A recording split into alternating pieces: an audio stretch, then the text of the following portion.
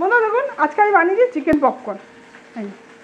আমরা তো বাইরে সবসময় কিনেই খাই, আজকে ভাবলাম বাচ্চাদের ছেলেকে ঘরেই বানিয়ে দিই। আপনারা বন্ধুরা এভাবে কিন্তু বানাতে পারেন, খুব ইজি, বেশি টাইমও লাগে না। হ্যাঁ চলুন বানাই। আমি কিছু নিয়েছি বোনলেস চিকেন, এই যে এগুলো দিয়ে আমি চিকেন পপকর্ন বানাবো। সাধারণত আমরা মলে টলে যখন যাই বাচ্চারা দেখবেন KFC থেকে চিকেন পপকর্নটা খুব খায়, এই জন্য এগুলোকে আবার ছোটো ছোটো করে আমি কেটে নেবো, ছোটো ছোটো করে কেটে নেব, সুবিধা হবে। এই এরকমভাবে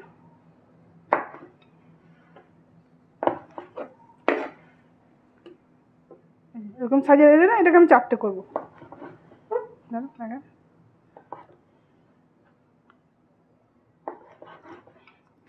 দেখুন ঠিক পপকর্নের জন্য এই সাইজটাই ঠিক আছে।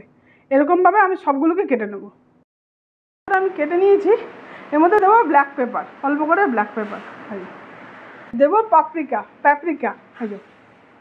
প্যাপরিকা যদি না থাকে কাশ্মীরি লঙ্কা গুঁড়ো দিয়ে দেবেন। দিলাম অল্প করে অরিগানো, অল্প করে। ছোটো চামচে 1 চামচ আদা রসুন বাটা, জিঞ্জার গার্লিক পেস্ট, খুব অল্প করে ভিনিগার, 1 চামচের মতো ভিনিগার, করে সয়া সস, খুব অল্প করে, আন্দাজ মতো নুন। এবার এগুলোকে আমি সব একসঙ্গে মেখে নেব। দেখুন এগুলোকে ভালো করে আমি করে নিয়েছি। এবার এটাকে আমি আধা ঘন্টার জন্য রেখে, আধা ঘন্টা না 10-15 মিনিটের মতো রেখে দিলেই হবে, কারণ এগুলো ছোটো ছোটো করে করেছি তো, ওই জন্য 15 মিনিটের মতো আমি এটা রেখে দেবো। রেস্ট পাবে অতক্ষণ আমি একটা সস বানিয়ে নেবো। তার জন্য নিয়েছি 3টে টমেটো, টমেটোগুলোকে আমি ছোটো করে কেটে নেবো, এরকমভাবে 4 ফালি করে এইভাবে কেটে নেবো, এরকমভাবে। এই কাঁচা টমেটোগুলো দেয় আমি এটা কমাতে নেব। এতে আমি জল দেবো না, আপনারা জল দিয়েও আলাদা করে সেদ্ধ করতে পারেন, কিন্তু আমি আর জল দিলাম না, কেটে দিলাম। 4-5টা শুকনো লঙ্কা, আর দেবেন আদা রসুন। আর আদা রসুনটা যেহেতু আমি পেস্ট করে ফেলেছি ওই জন্য একটু পেস্টই দিয়ে দেবো। দেবো অল্প করে পেঁয়াজ, খুব অল্প করে পেঁয়াজ, আর দেবো ধনেপাতা কিছু ডান্টি, ধনেপাতা ডান্টিকে ভালো করে ধুয়ে নিয়েছি। এটা সরু মতো ডান্টিগুলো, যদি মোটা ডান্টি আপনাদের কাছে থাকে সেটা দিয়ে দেবেন, ব্যাস। আর দেবো অল্প করে নুন, অল্প করে নুন, একটুখানি প্যাপরিকা, কালারটা ভালো হবে, টেস্টটাও অনেক ভালো হয়। গ্যাসের ফ্লেমটা স্লো করে এটাকে খালি একটু নরম করে নেবো।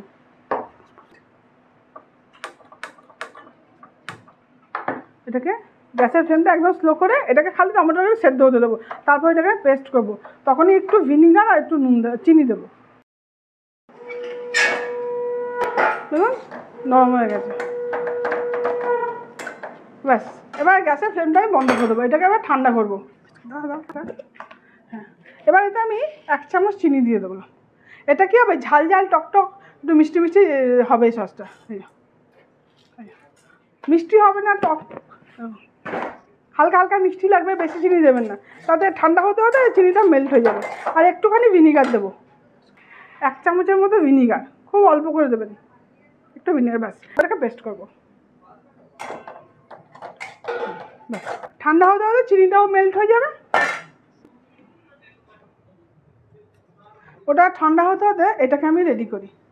এই যে 15-20 মিনিটের মধ্যে এটা হয়ে গেছে। এর মধ্যে এবার ডিম ভেঙে দেবো। আপনারা কিন্তু ডিমটাকে না আলাদা ফেটিয়েও করতে পারেন, আমি আলাদা ফেটাবো না, এর মধ্যেই দেবো।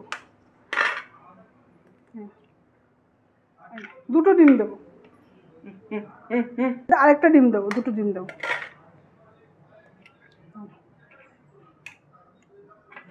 যদি মনে হয় আলাদা বাটিতে ডিমটা ফেটিয়েও এই চিকেনগুলোকে ডিপ করতে পারেন, কিন্তু আমি এটা একসঙ্গে দিয়ে দিলাম।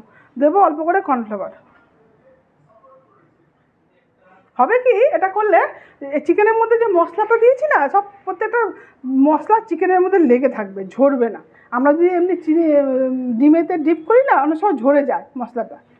এটা আমি আরেকটু কর্নফ্লাওয়ার দেবো।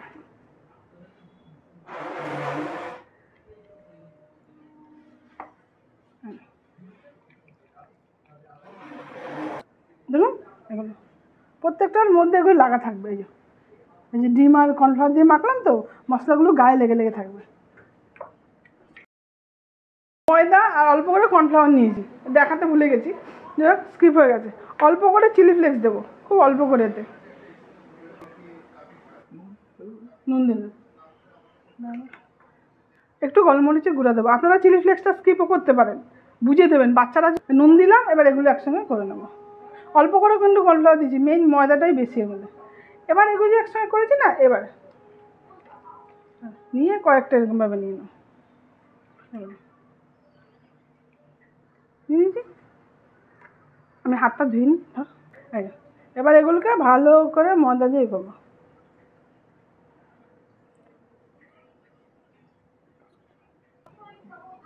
এবার একসঙ্গে সবগুলোকে এভাবে ভালো করে ময়দা আর কর্নফ্লাওয়ার দিয়ে কোটিং করে নেবো।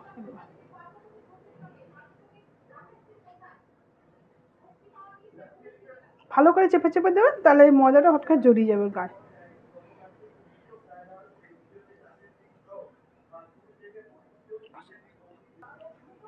বন্ধুরা দেখুন সব কটা এভাবে হয়ে গেছে একসঙ্গে করে,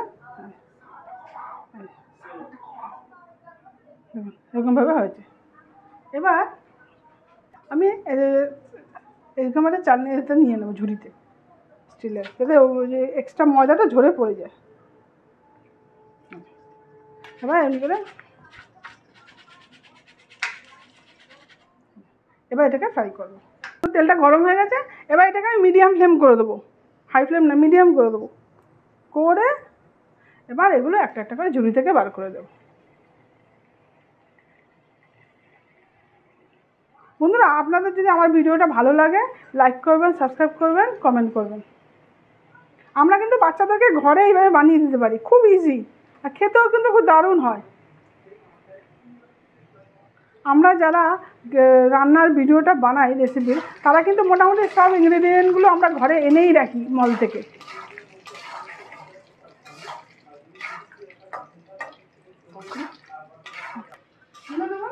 গোল্ডেন কালার করে আমি সবগুলো তুলে দেবো।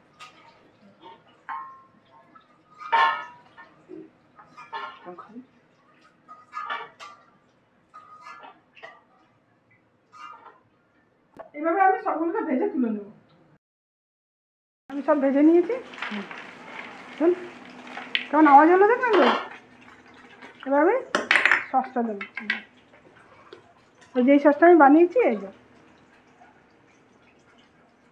এই সসটা আপনারা বানিয়ে রেখে দিতে পারেন, যে কোনো পকোড়ার সঙ্গে এটা আপনারা খেতে পারেন। পকোড়াগুলোর উপরে একটু অল্প করে পেরি পেরি মশলা এমনি করে ছড়িয়ে দেবেন, আরও বেশি টেস্টটা বাড়িয়ে দেবে। দেখুন না কত মচমচে হয়েছে, দেখুন কত মচমচে হয়েছে, দেখুন এটাগুলো। আপনারা কিন্তু এইভাবে ঘরে বানিয়ে বাচ্চাদের দিতে পারেন। এইভাবে একদিন বন্ধুরা বানান, খান, যদি ভালো লাগে আমাকে কমেন্ট করে জানাবেন। দেখুন